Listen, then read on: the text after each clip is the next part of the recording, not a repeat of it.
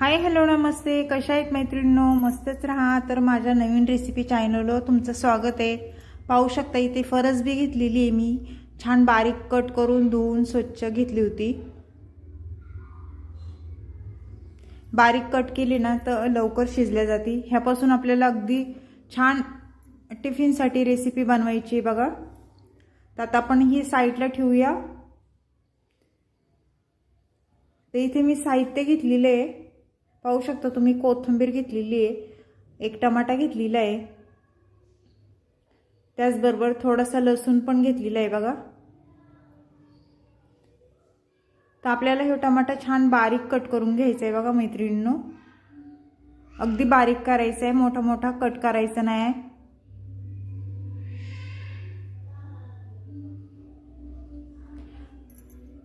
अगदी झटपट होणारी रेसिपी आहे मैत्रिणींनो, नक्की ट्राय करा.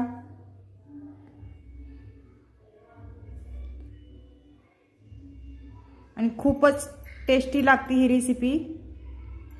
अशा पद्धतीने तुम्ही नक्की करून पहा.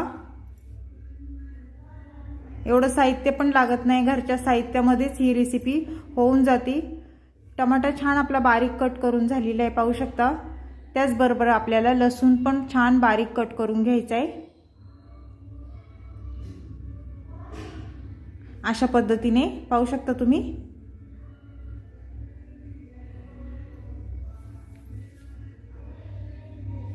छान बारीक कट करून झालेला आहे लसूण आपला.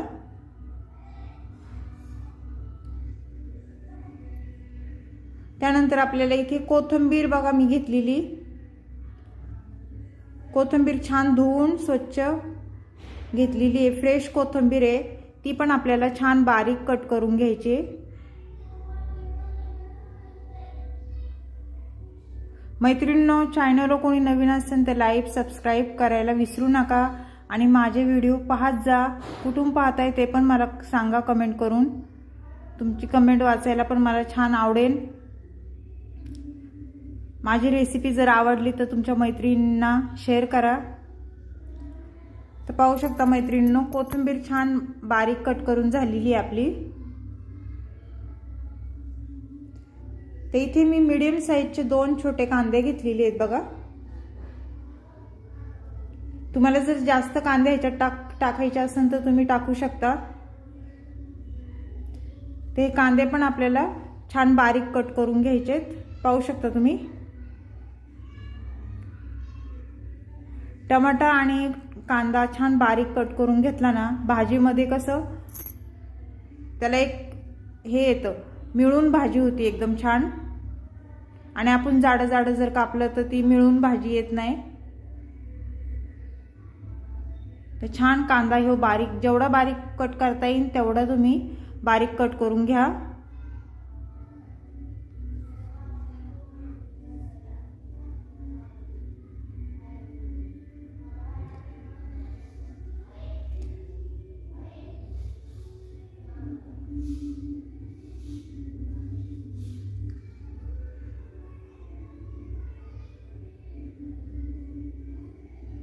मैत्रिणींनो, ह्या भाजीची तुम्ही पातळ पण भाजी करू शकता, ओलसर पण करू शकता, सुक्की पण करू शकता. जशी तुम्हाला वाटेल ना तशी तुम्ही भाजी ह्याची करू शकता. खायला खूप टेस्टी लागते. ह्याला मी वाटण वगैरे काहीच घालणार नाही. तुम्हाला जर वाटून करायची असेल तर तुम्ही अशी ओलसर भाजी करू शकता. तर पाहू शकता कांदा आपला दोन्ही पण कट करून झालेले आहेत. तर इथे गॅस पेटून घ्यायचा आहे आपल्याला आता. आणि गॅसवर मी एक कढई ठेवते, पाहू शकता. कढई आपली छान गरम झाल्याच्या नंतर त्याच्यामध्ये आपल्याला एक पळी तेल टाकून घ्यायचे बघा. तुम्हाला जर वाटलं तेल तुम्ही जास्त पण टाकू शकता, कोणाला कमी लागतं कोणाला जास्त लागतं त्याप्रमाणे तुम्ही तेल इथे टाकू शकता. तर तेल आपलं छान गरम झालेलं आहे. तर त्याच्यामध्ये आपल्याला अर्धा चमचा जिरं टाकून घ्यायचे. जिरं छान फुललं ना त्यानंतर इथे लसूण टाकून घ्यायचे बघा. मी लसूण कट करून घेतलेला छान, तो टाकून दिलाय. त्यानंतर थोडीशी तेलावर आपल्याला कोथिंबीर टाकून घ्यायची. कोथिंबीर टाकल्याच्या नंतर, कोथिंबीर टाकली ना मैत्रिणींनो तेलावर तर फोडणी आपली लवकर जळत नाही. आणि भाजीला पण छान टेस्ट येते। ते लसूण छान परतल्याच्या नंतर इथे कांदा टाकून घ्यायचे बघा। मी छोटे 2 कांदे मीडियम साईजचे बारीक कट करून घेतलेले ते टाकून दिलेले आहेत आणि कांदा आपल्या तेलावर छान परतून घ्यायचा आहे। पाहू शकता तुम्ही अशा पद्धतीने।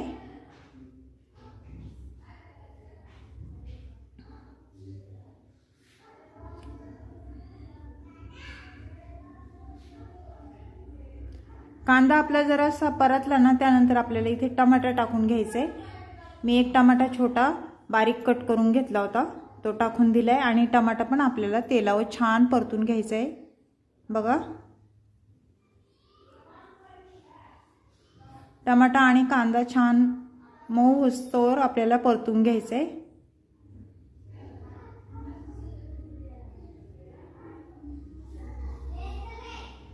तर पाहू शकता मैत्रिणींनो कांदा टमाटा आपला छान मऊ झालेला आहे, छान परतला गेलेला आहे। त्यानंतर इथे मी हळद टाकून घेतलेली 1 चमचा,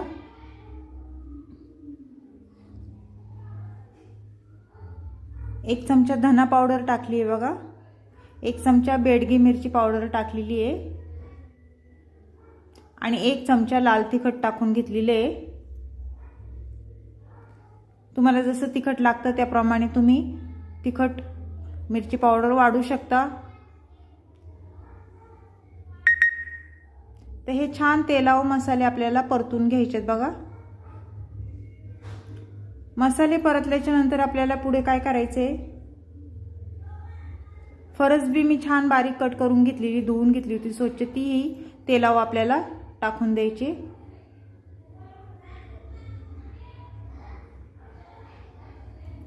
आणि छान सर्व मिक्स करायचे बघा। मैत्रिणींनो बिलकुल पण टाइम लागत नाही ह्या रेसिपीला, झटपट होती। चॅनलला कोणी नवीन असेल तर लाईक सबस्क्राइब करायला विसरू नका। पाहू शकता इथे मी अर्धा ग्लास मी पाणी टाकून घेणार आहे शिजायपुरतच, कारण आपल्याला ही भाजी पातळ करायची नाही, त्यामुळे मी थोडं पाणी टाकून घेतलेलं आहे। जेवढं लागतं शिजायला तेवढंच पाणी टाकलेलं आहे मी।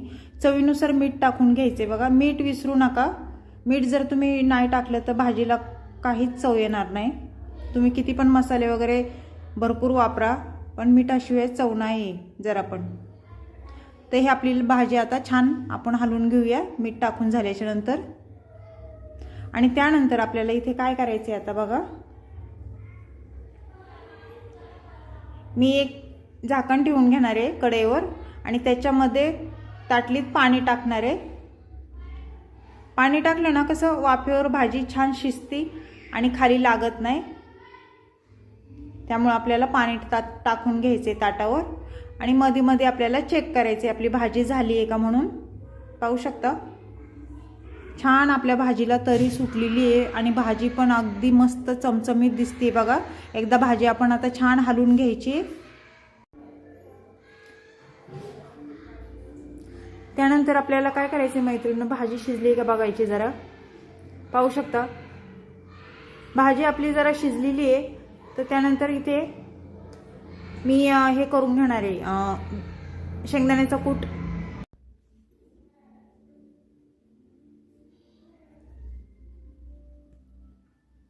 एक चमचा आपल्याला शेंगदाण्याचा कूट टाकून घ्यायचंय बघा। शेंगदाणे हे छान भाजून कूट करून ठेवलेला। भाजी आपली शिजली ना त्यानंतर आपल्याला इथे शेंगदाण्याचा कूट टाकून घ्यायचंय। भाजीला खूप टेस्ट येते शेंगदाण्याच्या कुटाने, तुम्ही नक्कीच टाकून बघा। तर त्यानंतर आपल्याला थोडी कोथिंबीर वरून टाकून घ्यायची। आपण तेलावर पण कोथिंबीर टाकलेली, त्यानंतर भाजी शिजल्यानंतर थोडी कोथिंबीर वरून टाकायची। दिसायला पण छान दिसते आणि खायला पण भाजी खूप टेस्टी लागते मैत्रिणींनो। तर पाहू शकता भाजी आपली छान झालेली आहे ही। पाहू शकता तुम्ही ओलसरच भाजी झाली आहे मैत्रिणींनो, पातळ पण नाही झाली। तर तुम्हाला ही रेसिपी माझी कशी वाटली बघा। थोडा वेळ आपण 1 मिनिट झाकण ठेवून घ्यायचे, अगदी थोडा वेळ शेंगदाण्याचा कूट टाकलाय म्हणून।